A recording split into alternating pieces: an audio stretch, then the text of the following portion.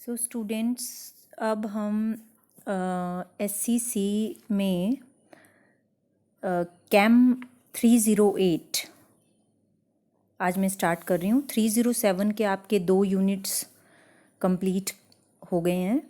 तो chem 308 pesticide chemistry and pharmaceutical chemistry, ये आपका पेपर है। पेपर कोड CHEM 308 और इसका सेक्शन C स्टार्ट कर रही हूँ मैं आज, जिसमें कि हमारा आज का जो टॉपिक है वो drug discovery and drug development है। So first of all, what is drug? तो this drug word came into existence from French word drogue, which means herb.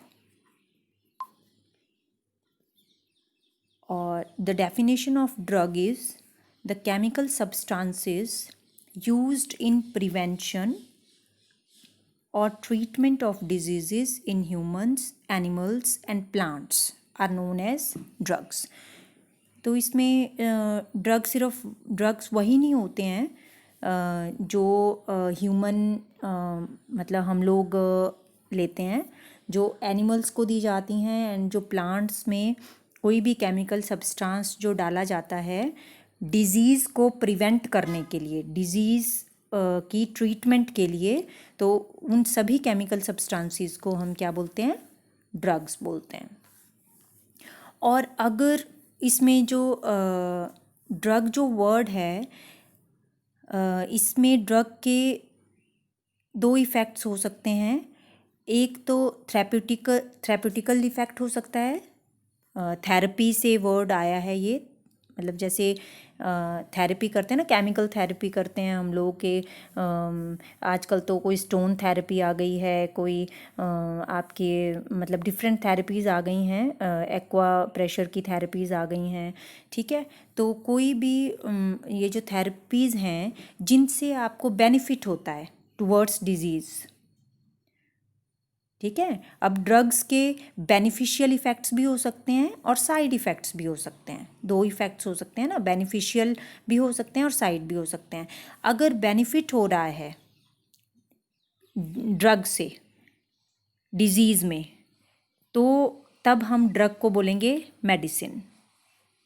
और अगर साइड इफ़ेक्ट हो रहे हैं तो हम उसको मतलब मेडिसिन ना बोल के अगर हम उसको ज़्यादा अमाउंट में भी ले लेते हैं, मतलब साइड इफ़ेक्ट भी हो रहा है, और अगर हमने उसको हाई डोज में लिया है तो उसको हम पॉइज़न बोलेंगे। फिर ड्रग ही पॉइज़न भी हो सकती है और ड्रग ही मेडिसिन भी हो सकती है। जैसे फॉर एग्ज़ाम्पल, अगर आप मॉर्फिन का ओवरडोज ले लें तो उसका बहुत ही ज़ार्डस इफ़ेक्ट होता है और उससे जो है वो डेथ भी हो सकती है। लेकिन मॉर्फिन जो है लो डोज में पेन किलर का काम करती है। लो डोज़ में तो वो पेन किलर है, लेकिन अगर हाई डोज ले लिया जाए तो वो पॉइज़न का काम करेगी। मतलब लो डोज में वो मेडिसिन है और हाई डोज में वो पॉइज़न है। तो ड्रग कैन बी पॉइज़न और मेडिसिन। तो ये डिपेंड करता है आपके डोज की अमाउंट पे, या उसका इफ़ेक्ट कैसा हो रहा है किसी भी बॉडी के ऊपर। अब कई लोग ऐसे होते हैं जो एलर्जिक होते हैं पर्टिकुलर मेडिसिन के, तो उनको कोई भी पर्टिकुलर मेडिसिन जब वो लेंगे तो उनको एलर्जी हो जाएगी, साइड इफ़ेक्ट्स होंगे उसके, है ना। तो सबको हर एक इंडिविजुअल को ज़रूरी नहीं है कि कोई मेडिसिन जो है वो हर एक इंडिविजुअल को एक तरह से ही इफ़ेक्ट करे, वो अलग अलग तरह से भी कर सकती है। नाउ जो ड्रग डेवलपमेंट पे जब हम आते हैं, या ड्रग डिस्कवरी या डेवलपमेंट की जब हम बात करते हैं, मतलब एक ड्रग जो मार्केट में आती है, एक कोई भी मेडिसिन, जैसे आप कोई भी मेडिसिन ले लीजिए, इवन पैरासीटामोल भी अगर आई होगी पहले जब भी इसका मतलब इन्वेंशन हुई होगी, तो उस वक्त जो है उस ड्रग को मार्केट में लाने के लिए बहुत सारे स्टेप फॉलो हुए होंगे। तो उसमें सबसे पहला जो स्टेप होता है वो होता है आपका ड्रग डिस्कवरी एंड डेवलपमेंट। ठीक है, पहले हम डिस्कवरी करते हैं, उसकी डेवलपमेंट करते हैं, फिर उसके बाद आपके प्री क्लिनिकल रिसर्च होती हैं, देन क्लिनिकल रिसर्च होती हैं। ठीक है, प्री क्लिनिकल रिसर्च होती हैं। देखिए अब यहाँ पे ये माउस बनाया हुआ है, तो प्री क्लिनिकल जो रिसर्च होती हैं वो आपकी ह्यूमन बींग्स के ऊपर नहीं होती हैं, वो आपके अदर एनिमल्स के ऊपर होती हैं प्री क्लिनिकल रिसर्च। और जो क्लिनिकल रिसर्च हैं वो आपकी फिर ह्यूमंस के ऊपर होनी शुरू होती हैं। ठीक है, और फिर ह्यूमन के ऊपर भी रिसर्च ही होती है मेडिसिन की। फिर उसके बाद किसी भी मेडिसिन को गवर्नमेंट उसके ऊपर विचार करती है, गवर्नमेंट उस पर मतलब FDA का अप्रूवल लगता है, एंड देन जो है वो मार्केट में कोई भी ड्रग आती है। ठीक है, तो ये देखिए जैसे आजकल कोरोना है, तो कोरोना में भी जो है आप लोग सोच रहे होंगे कि इतना टाइम क्यों लग रहा है किसी भी ड्रग को आने में या किसी भी मेडिसिन को आने में।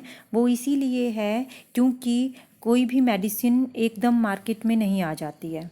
पहले उसमें सोचिए इस प्रोसेस को, जो ये पूरी प्रोसेस है, इसको बहुत सारे साल लग जाते हैं, इवन 10 इयर्स भी लग जाते हैं एक ड्रग को। ये बहुत ही टाइम कंज्यूमिंग होती है और मनी कंज्यूमिंग भी होती है, मनी भी बहुत लगती है एक ड्रग को मार्केट में आने के लिए, क्योंकि इसमें बहुत सारे टेस्ट किए जाते हैं।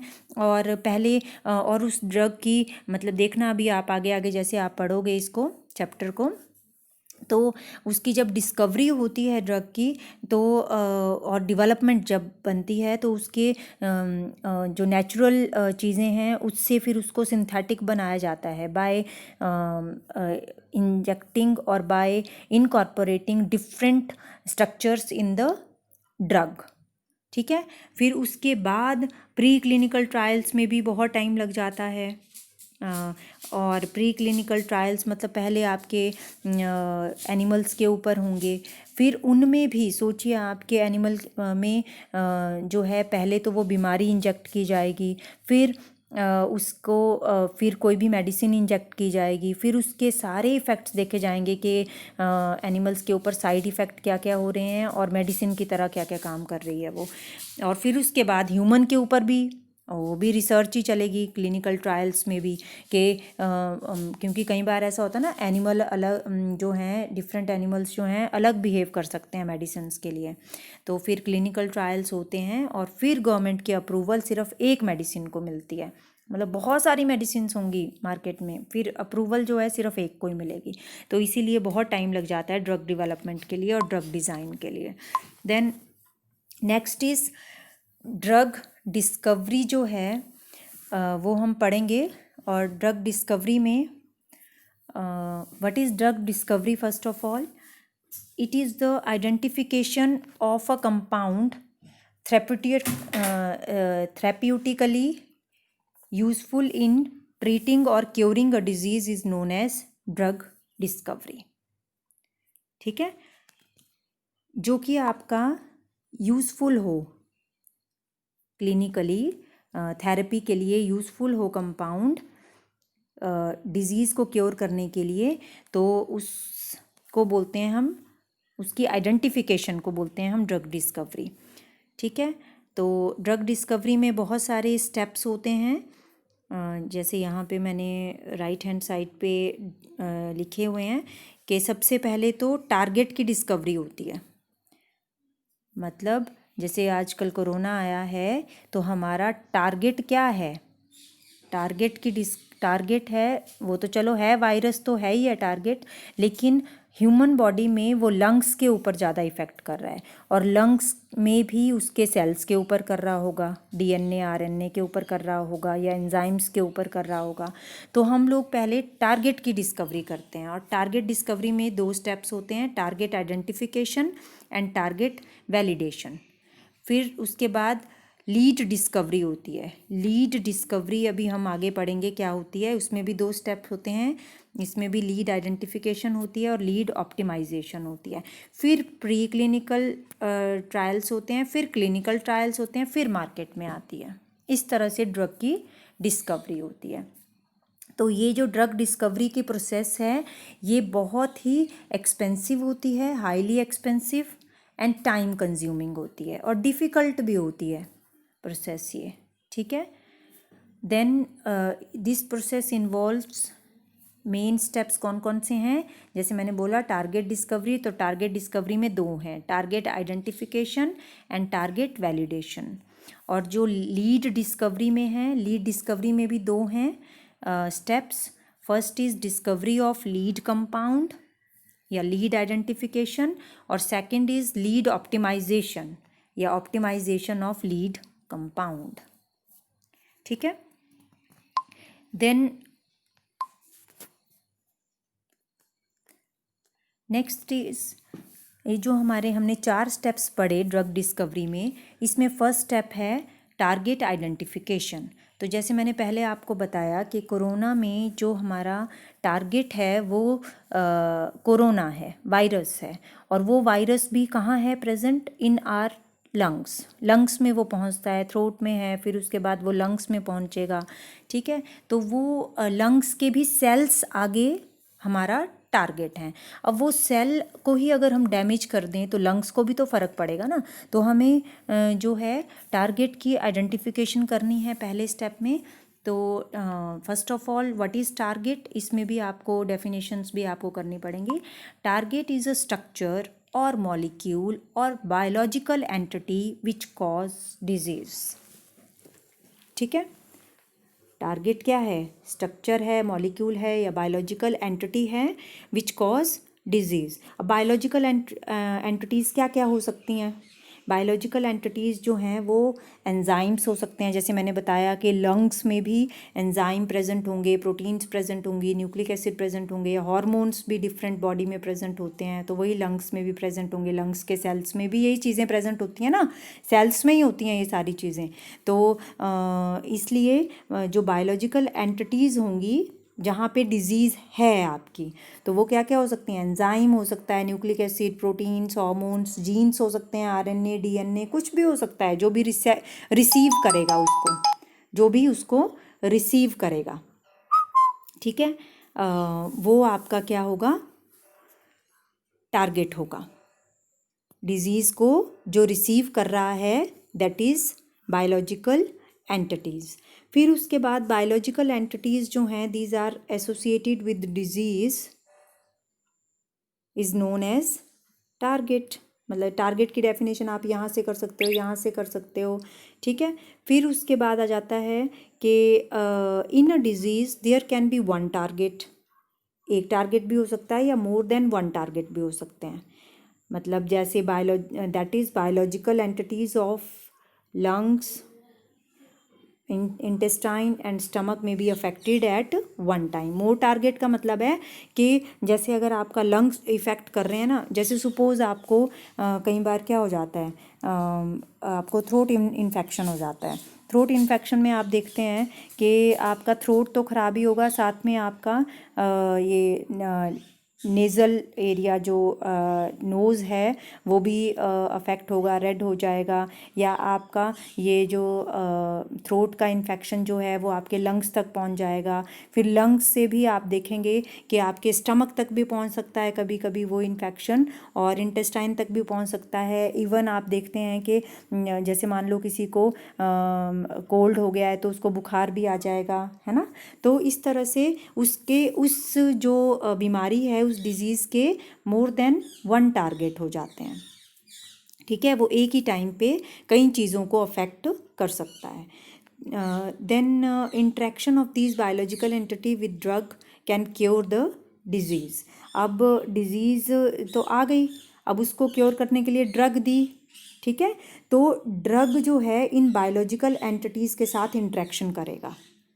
बायोलॉजिकल एंटिटीज़ मतलब मान लो एंजाइम है, तो वो ड्रग जो है वो इस एंजाइम के साथ इंट्रैक्शन करेगा, वो आपके डिजीज़ के सेल को एंजाइम में इनकॉर्पोरेट नहीं होने देगा, ठीक है। अभी हम एक डायग्रामेटिक रिप्रेजेंटेशन भी करेंगे, वहाँ देखेंगे आप कि कैसे ड्रग का इंट्रैक्शन होता है विद द बायोलॉजिकल एंटिटीज़, कोई भी चाहे एंजाइम है, हार्मोन है, प्रोटीन है, ठीक है, उनके साथ, और डिजीज़ जो है वो आपकी क्योर हो जाती है। This is target identification.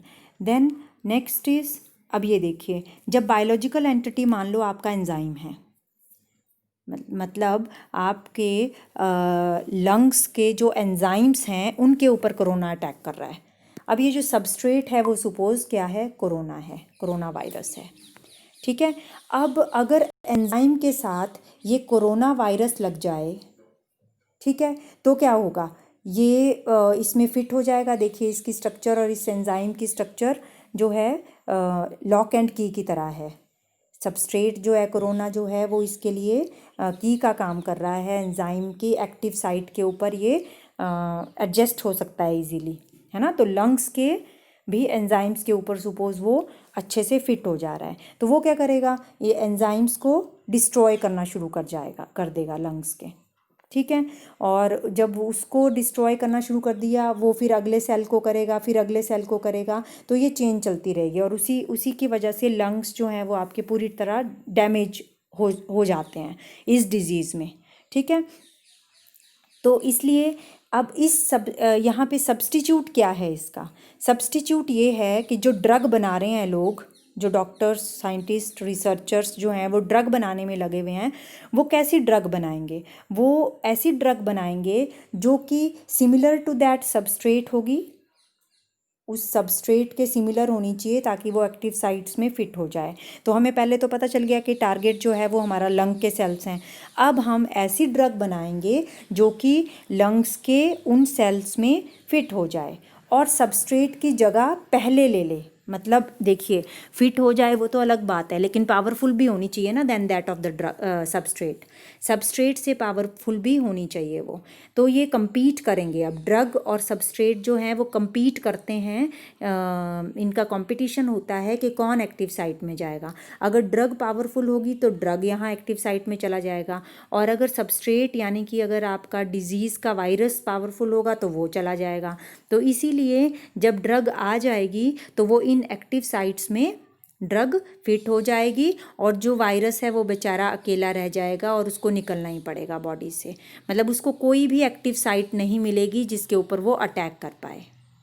Clear हुआ ये? तो इस तरह से बायोलॉजिकल एंटिटीज़ जो हैं वो उनके ऊपर अटैक करता है जो भी डिज़ीज़ है, डिज़ीज़ का वायरस है, बैक्टीरिया है, जो भी आपके बॉडी में एंटर करता है, तो वो पहले इन एक्टिव साइट्स में जाता है। तो वो एंजाइम की एक्टिव साइट्स भी हो सकती हैं, प्रोटीन्स की भी हो सकती हैं, न्यूक्लिक एसिड्स की भी हो सकती हैं, डीएनए और आरएनए भी हो सकता है, कोई भी एक्टिव साइट्स हो सकती हैं वो, ठीक है। तो इसलिए ये तो एक मैंने आपको समझाने के लिए स्लाइड बताई है कि इस तरह से होता है जब भी आपका ड्रग जो है, वैसी ही ड्रग आपको बनानी पड़ती है जैसा उसका एक्टिव साइट्स का साइज़ होगा, तो उसके अकॉर्डिंग आपकी जो डिज़ीज़ जो है वो क्योर हो जाएगी। देन अब यहाँ पे एक और डायग्राम मैंने शो किया हुआ है, इसमें देखिए अलग अलग तरह की रिसर्च की जा सकती हैं।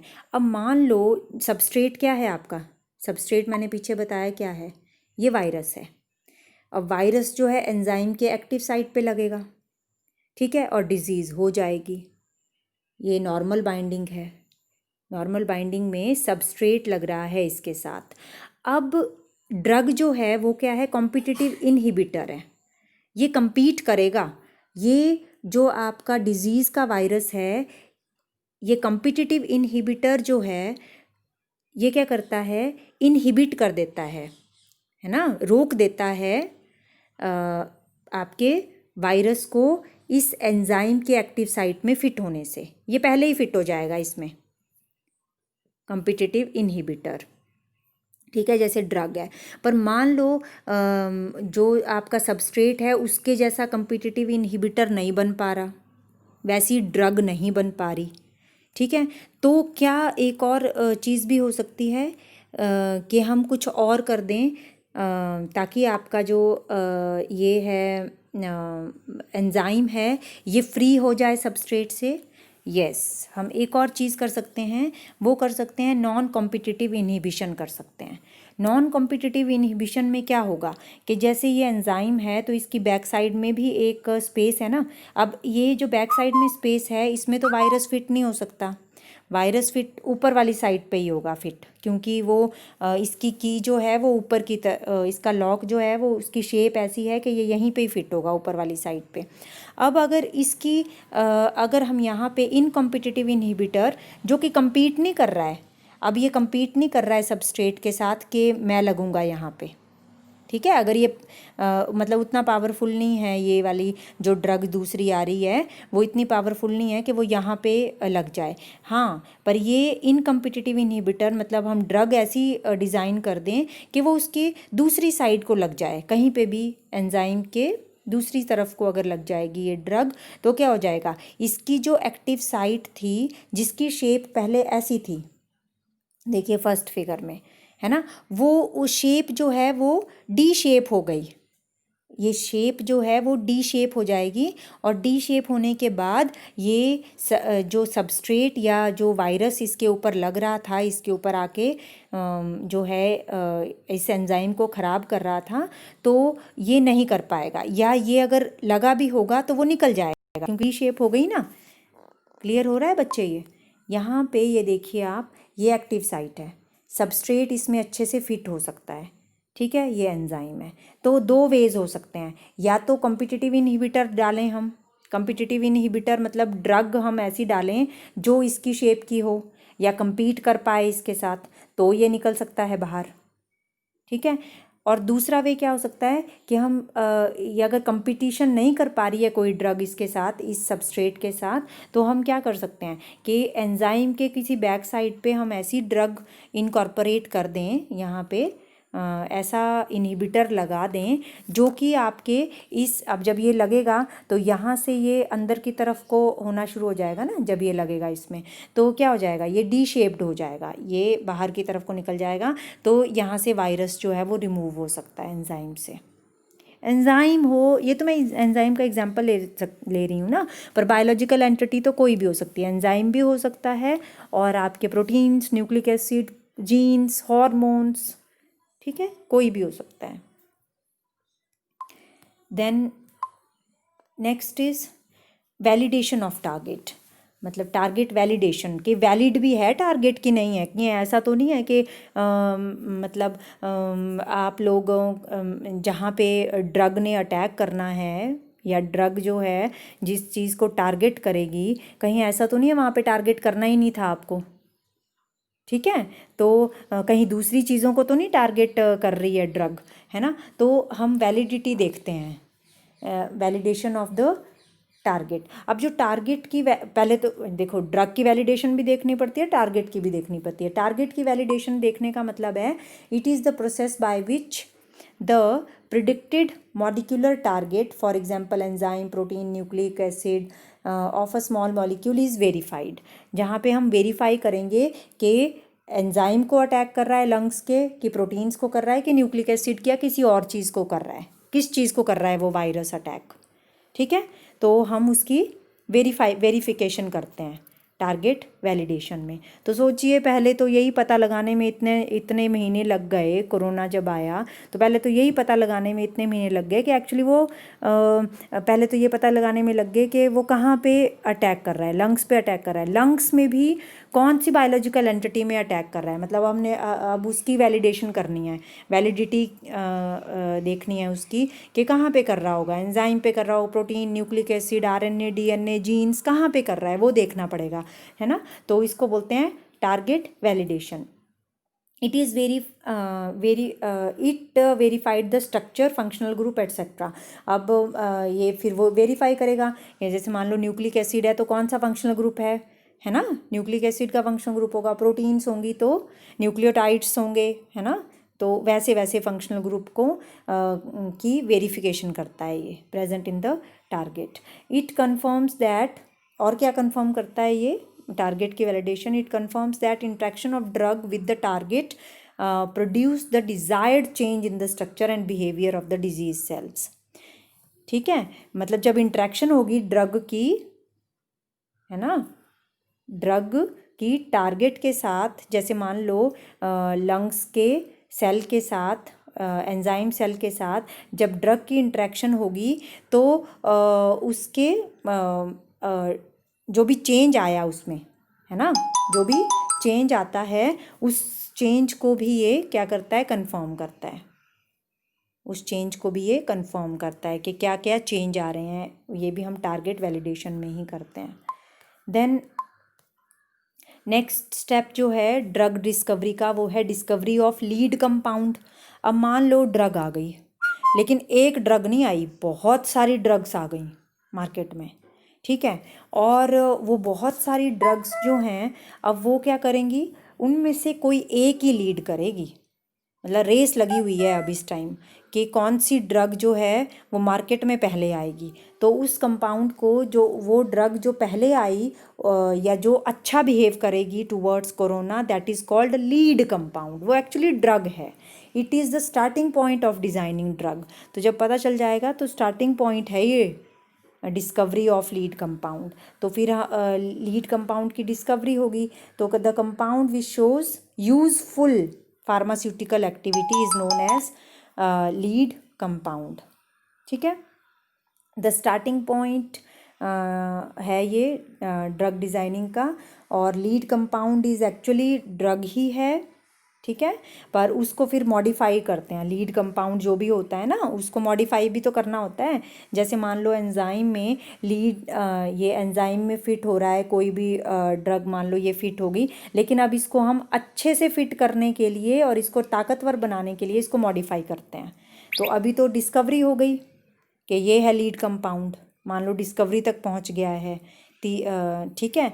फिर उसको हमने क्या करना है, इस स्ट्रक्चर को हमने अब मॉडिफाई करना है, ठीक है, बाय केमिकल इनकॉर्पोरेशन करेंगे इसमें हम दूसरे स्ट्रक्चर्स की, ताकि वो अच्छी तरह से फिट हो जाए इसमें, है ना, और पावरफुल भी बन जाए। तो ये जो आपका लीड कंपाउंड है, ये सिंथेटिक भी हो सकता है, नेचुरल भी हो सकता है। मतलब नेचुरली प्लांट, जैसे बाबा रामदेव जी ने हर्ब्स बनाई फ्रॉम नेचुरल प्रोडक्ट्स, है ना, नेचुरल हर्ब्स से उन्होंने बना दिया था। तो उन्होंने बोला कि ये लीड कंपाउंड है ना। तो वो लीड कंपाउंड हो सकता है, ये तो मैं यहाँ पे कुछ पॉलिटिसाइज नहीं करूँगी इस चीज़ को, पर वो नेचुरल ड्रग्स बनी, और वो सिंथेटिक भी हो सकती हैं।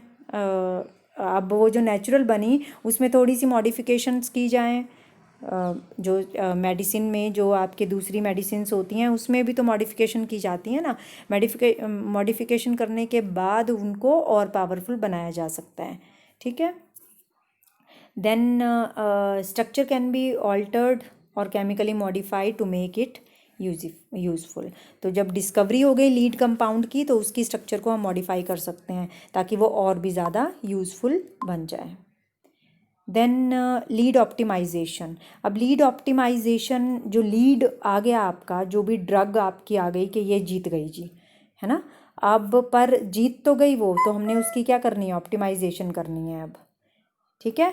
उसको और भी ज़्यादा पावरफुल बनाने के लिए हम लोग उसकी ऑप्टिमाइजेशन करते हैं। The biological action of the lead compound is studied in this section. अब हम इसमें इस स्टेप में क्या पढ़ते हैं कि बायोलॉजिकली क्या एक्शन हो रहा है ह्यूमन के ऊपर, ठीक है, देना शुरू कर देते हैं। मतलब हम यहाँ पे लीड ऑप्टिमाइजेशन में लोगों को, और हम देखते हैं कि बायोलॉजिकल क्या क्या एक्शन हो रहा है जो है लीड कंपाउंड का, ये स्टडी करते हैं इसमें हम, ठीक है। तो इसमें लोगों के ऊपर ही नहीं, हमने पढ़ा ना कि अभी तो सिर्फ ड्रग बन रही है, फिर जब ड्रग बनेगी तो एनिमल ट्रायल्स हो चुके होंगे, फिर उसके बाद तब ह्यूमन बींग्स के ऊपर ट्रायल होना शुरू होते हैं। तो ये काफ़ी स्टेप्स जो हैं हम आगे पहुंच चुके हैं। जो आपकी वैक्सीन बननी है उसमें, मतलब एनिमल ट्रायल्स भी हो चुके हैं, अब ह्यूमन ट्रायल्स हो रहे हैं, फिर उसके बाद FDA का अप्रूवल आएगा और ड्रग जो है वो मार्केट में आ जाएगी। तो lead compound is characterised with respect to, अब करेक्टराइजेशन होती है ऑप्टिमाइजेशन में, मतलब जो लीड कंपाउंड की करेक्टराइजेशन होती है। तो इसमें जो है हम क्या क्या देखते हैं, पोटेंसी, फार्माकोकाइनेटिक्स एंड फार्माकोडायनेमिक्स देखते हैं। पोटेंसी क्या होती है, पोटेंसी मतलब शक्ति। Potency of the synthetic drug is higher than the crude plant drug, है ना। तो जो वही बात आ गई, जो नेचुरल प्रोडक्ट से आपने ड्रग ली, उसको आप बाय डिफरेंट वेज जो है वो सिंथेटिक ड्रग में कन्वर्ट करते हैं। तो जब आपका सिंथेटिक ड्रग में कन्वर्ट कर दिया, मॉडिफिकेशन कर दिया आपने उसकी लीड कंपाउंड की, तो उसके बाद अब ऐसा तो नहीं होगा ना कि जब मान लो अगर आपने तुलसी के पत्ते 10 खा लिए, मतलब वो क्रूड प्लांट ड्रग है, लेकिन तुलसी को जब सिंथेटिक बनाएंगे, सिंथेटिक ड्रग में कन्वर्ट करेंगे, तो आप क्या देखते हो कि जो आपका तुलसी के ड्रॉप्स आते हैं मार्केट में, है ना, तुलसी के जो ड्रॉप्स आएंगे वो आपको बोला जाता है कि एक ही ड्रॉप डालना चाय में या दूध में। क्यों? क्योंकि वो सिंथेटिक बना दी होती है बाय मॉडिफिकेशन, तो उसका अमाउंट जो है फिर कैलकुलेट किया जाता है कि ऐसा नहीं ना हो कि हम जो है 10 ड्रॉप्स उसकी भी खाने लग जाएं और हमें गर्मी हो जाए या हमारी बॉडी के ऊपर साइड इफ़ेक्ट होने शुरू हो जाएं। तो ये काम किस स्टेप में किया जाता है? लीड ऑप्टिमाइजेशन में, मतलब पोटेंसी चेक की जाती है लीड ऑप्टिमाइजेशन में। और फार्माकोकाइनेटिक्स क्या है? Pharmacokinetics is the reaction of body towards the drug, कि हमारी बॉडी कैसे रिएक्ट कर रही है ड्रग के लिए, है ना, कहीं एलर्जिक तो नहीं है किसी की बॉडी ड्रग के लिए। तो ये फार्माकोकाइनेटिक्स का काम है। फार्माकोकाइनेटिक्स क्या रेफर करती है? To the reaction of the body towards the drug. और फार्माकोडायनेमिक्स ये ड्रग का एक्शन स्टडी करती है बॉडी के ऊपर, कि ड्रग कैसे बॉडी के ऊपर काम कर रही है। ये दो अलग अलग वर्ड्स हैं, ठीक है। और फार्माकोकाइनेटिक्स में क्या क्या देखते हैं हम?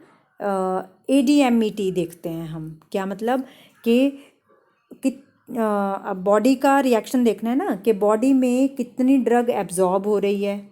A मतलब एब्जॉर्प्शन, D मतलब डिस्ट्रीब्यूशन, बॉडी में कहाँ कहाँ वो ड्रग डिस्ट्रीब्यूट हो रही है, मेटाबॉलिक पाथवेज में कहाँ कहाँ वो जा रही है ना, किस किस मेटाबॉलिक पाथवेज में जा रही है, और एक्सक्रीशन उस ड्रग की कैसे हो रही है। मतलब ऐसा तो नहीं कि बॉडी के अंदर ही रह रही है वो एंजाइम्स के साथ चिपक गई, तो फिर वो आपके लंग्स को अच्छे से करने ही नहीं देगी, मतलब वहीं पे ही रहेगी और आपके लंग्स को जो उसने एक्चुअल में काम करने थे वो करने नहीं देगी। तो उसकी एक्सक्रीशन भी इम्पॉर्टेंट है।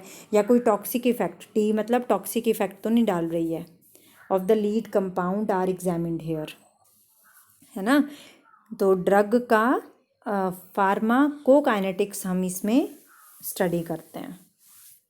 फिर फार्माकोडायनेमिक्स मतलब action of drug on the body, के अगर आपने ड्रग ले ली है तो वो आपके इसको क्योर भी कर रही है डिजीज़ को कि नहीं कर रही है, तो वो फार्माकोडायनेमिक्स में हम लोग स्टडी करते हैं। देन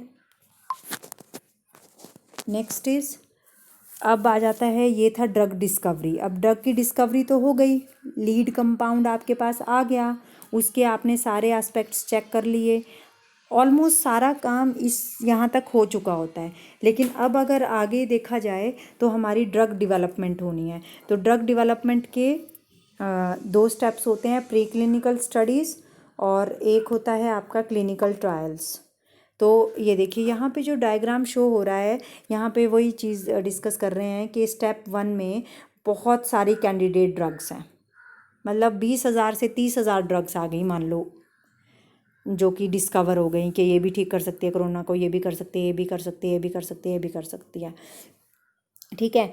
फिर हमारा काम क्या है? स्क्रीनिंग का काम है, ठीक है। डिस्कवरी और स्क्रीनिंग का काम फर्स्ट स्टेप में होता है। देन लीड ऑप्टिमाइजेशन जो मैंने अभी किया वो होता है।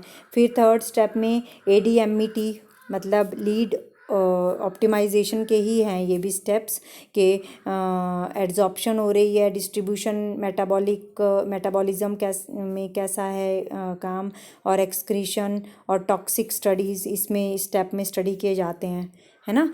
तो यहाँ पे जो स्टेप्स हैं वो ये स्टेप्स जो ये फनल है ना, ये शो कर रही है कि अगर आपके पास यहाँ पे 20,000 से 30,000 कैंडिडेट ड्रग्स थी, तो स्क्रीनिंग करके मतलब डिस्कवरी तक वो जो हैं वो मान लो 10,000 ही बची। फिर उसके बाद लीड ऑप्टिमाइजेशन तक वो मान लो 250 ही बचती हैं, 250 बचती हैं ऑप्टिमाइजेशन तक। फिर उसके बाद एब्जॉर्प्शन और ये सब चेक करके सपोज 100 ही ड्रग्स बची। और फिर जब क्लिनिकल ट्रायल हो जाएंगे इसके, तो मान लो 25 ही ड्रग्स बची। ठीक है। लेकिन लास्ट में जो FDA का अप्रूवल मिलेगा उनमें से सिर्फ एक ही ड्रग को मिलेगा। तो सोचिए कितनी सारी डिस्कवरीज और कितनी सारी रिसर्च करनी पड़ेंगी। इतने सारे कैंडिडेट में से एक कैंडिडेट चुनना पड़ेगा। FDA जो अप्रूव करेगी, FDA क्या होती है? Food and drug administration agency होती है, food and drug administration agency. वो अप्रूव करती है कि ये वाली ड्रग अब जो है वो मार्केट में आएगी। सिर्फ एक ड्रग आती है। क्लियर हुआ? ये जो फनल की साइज़ में है, ये ऐसा है आपका कि यहाँ पे पहले इतनी सारी ड्रग्स थी, फिर कम हुई, फिर और कम हुई अगले स्टेप में, फिर अगले स्टेप में और कम हो जाती है, और लास्ट स्टेप में सिर्फ एक ही ड्रग बचती है जो कि आपकी मार्केट में आती है। फिर बोला जाता है कि नहीं, ये ड्रग देनी है अब सारे ह्यूमन बींग्स को। क्लियर हो गया? तो प्री क्लिनिकल ट्रायल्स की अगर हम बात करें तो प्री क्लिनिकल ट्रायल्स में मैंने पहले भी बताया कि ये एनिमल्स के ऊपर होते हैं, और इसमें बायो एक्टिविटी, सेफ्टी और एफिकेसी देखी जाती है ड्रग की। ठीक है, सेफ्टी भी देखी जाएगी ना, बायो एक्टिविटी देखी जाएगी कि हमारी जो एनिमल्स की बॉडी के ऊपर क्या हो रहा है, और एफिकेसी मतलब कि वो डिज़ायर्ड रिज़ल्ट जो है वो प्रोड्यूस भी कर रही है कि नहीं, प्रभावशाली कितनी है। एफिकेसी मतलब प्रभाव कितना डाल रही है वो। ठीक है। और इस स्टेप में जैसे मान लो चूहों को दे दी, तो चूहों के ऊपर हम देखेंगे कि अलग अलग डोज देंगे। जैसे एक चूहे को 10 mg दे दी, एक चूहे को 5 दे दी, एक चूहे को 2 mg दे दी। तो हम डोज देख रहे हैं कि कितने डोज पे चूहा मर जा रहा है, टॉक्सिक कितने पे है। ठीक है। एंड उसके बाद उसको बार बार, कई चूहों को मान लो 1 mg वाला चूहा बच गया, तो 1 mg वाला अगर बच रहा है तो उसको फिर नंबर ऑफ़ डोजेज़ दिए जाएंगे कि कितने डोज देने हैं, रिपीटेड डोज देने हैं। या जैसे अभी ये पोलियो की थी, तो पोलियो में हम लोग क्या है कि 5 साल के बच्चों तक को पोलियो की दवाई पिलाते थे, तो वो लगती थी, कैंप्स लगते थे, है ना। तो कितने डोजेज़ देने हैं। और फिर उसके बाद जेनेटिक टॉक्सिसिटी देखी जाती है।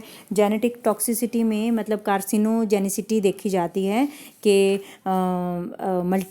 मल्टीप्लिसिटी। कार्सिनोजेनिसिटी मतलब कार्सिनोजेनिक तो वह कैंसर कॉजिंग होते हैं, कहीं ऐसी तो नहीं जेनेटिक टॉक्सिसिटी हो रही है, उससे कैंसर ही हो जा रहा है उस दवाई से, है ना। तो वो चीज़ें देखनी पड़ती हैं जेनेटिक टॉक्सिसिटी में। फिर रिप्रोडक्टिव टॉक्सिसिटी में हम लोगों को ये देखना पड़ता है कि फर्टिलिटी के ऊपर कोई इफ़ेक्ट तो नहीं पड़ रहा, या पोस्टनेटल डेवलपमेंट में, या एम्ब्रियो डेवलपमेंट में, है ना। रिप्रोडक्टिव टॉक्सिसिटी में कोई फ़र्क तो नहीं पड़ रहा है, ये भी स्टडी करना पड़ता है। मतलब लेडीज़ को देना जो है वो जैसे वो बेबी कैरी करती हैं ना, तो उनको देना कितना सेफ़ है कितना नहीं है। तो ये हमारा प्री क्लिनिकल स्टडीज़ में, मतलब आप मेल रैट को और फीमेल रैट को ये रिपीटेड डोज देंगे दवाई के, फिर इसमें टेस्ट किए जाएंगे। तो आफ्टर प्री क्लिनिकल स्टडीज़ जो हैं, इन्वेस्टिगेशनल न्यू ड्रग एप्लीकेशन जो है, वो एप्लीकेशन फ़ाइल करनी पड़ती है FDA के पास, फिर वो अप्रूव करती है कि ये ड्रग जो है वो दी जा सकती है। ठीक है। देन लास्ट स्टेप है क्लिनिकल ट्रायल का। क्लिनिकल ट्रायल में 4 मेन फेजेस होते हैं, phase 1, phase 2, phase 3 and phase 4। तो फ़ेज़ 1 में जो है वो फ़ेज़ 1 में बहुत सारी जो मेडिसिन्स हैं वो कम लोगों को दी जाती है। ठीक है। Number of human clinical trials आप ह्यूमंस के ऊपर करना शुरू कर देते हैं, ये आप ह्यूमंस के ऊपर करते हैं, लेकिन पहले कम ह्यूमंस के ऊपर करेंगे, सिर्फ जो डिजीज़्ड ह्यूमन है उनके ऊपर ही करेंगे। फिर फ़ेज़ 2 में जो है वो आप मेडिसिन्स को जो है जिनका नंबर अब कम कर देते हैं, कि जो इन 2 के ऊपर कौन कौन सी मेडिसिन इफ़ेक्ट कर रही है, सिर्फ वो मेडिसिन चूज़ करते हैं, और यहाँ पे ह्यूमन बीइंग का नंबर जो है वो बढ़ा देते हैं। जैसे पहले मान लो 250 लोगों के ऊपर किया फर्स्ट ट्रायल, फिर फर्स्ट फेज़ में, सेकंड में आप 1000 के ऊपर ले जाइए। फिर थर्ड फेज़ में जो है नंबर ऑफ़ मेडिसिन कम हो जाती हैं लेकिन लोग बढ़ जाते हैं। जो सेकंड फेज़ है, सेकंड फेज़ में आप हेल्दी पीपल भी लेते हैं, मतलब फर्स्ट फेज़ में आप हेल्दी पीपल लेते हैं, सेकंड फेज़ में आप हेल्दी भी लेंगे और डिजीज़्ड पीपल भी लेंगे, ठीक है। यहाँ पे जो फर्स्ट फेज़ है ना बच्चे, इसमें आप हेल्दी ह्यूमन बॉडीज़ को लेते हैं, और यहाँ पे सेकंड फेज़ में आप हेल्दी भी लेंगे और डिजीज़ भी लेंगे, और थर्ड फेज़ में बहुत सारे डिजीज़्ड हेल्दी सभी पीपल के ऊपर ये मेडिसिन दी जाएंगी। फिर FDA के अप्रूवल सिर्फ एक ही मेडिसिन को मिलता है और उसको जो है दिया जाता है टू ऑल।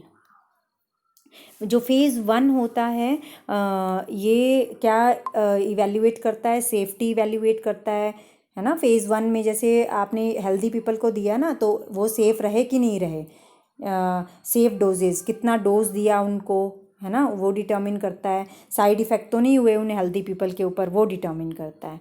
ठीक है। फेज़ 2 में भी टेस्ट इफ़ेक्टिवनेस, हम इफ़ेक्टिवनेस टेस्ट करते हैं और सेफ्टी भी करते हैं। इसमें सेकंड फेज़ में हम लोग टेस्ट करते हैं।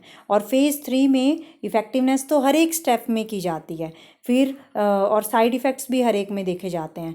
और कुछ कंपेयर टू अदर ट्रीटमेंट्स, मतलब दूसरी अगर कोई ट्रीटमेंट ले रहा है, जैसे मान लो कोई हार्ट पेशेंट है, वो वाली दवाई ले रहा है, तो उसको देना कितना सेफ़ है कि नहीं है, वो चीज़ की जाती है।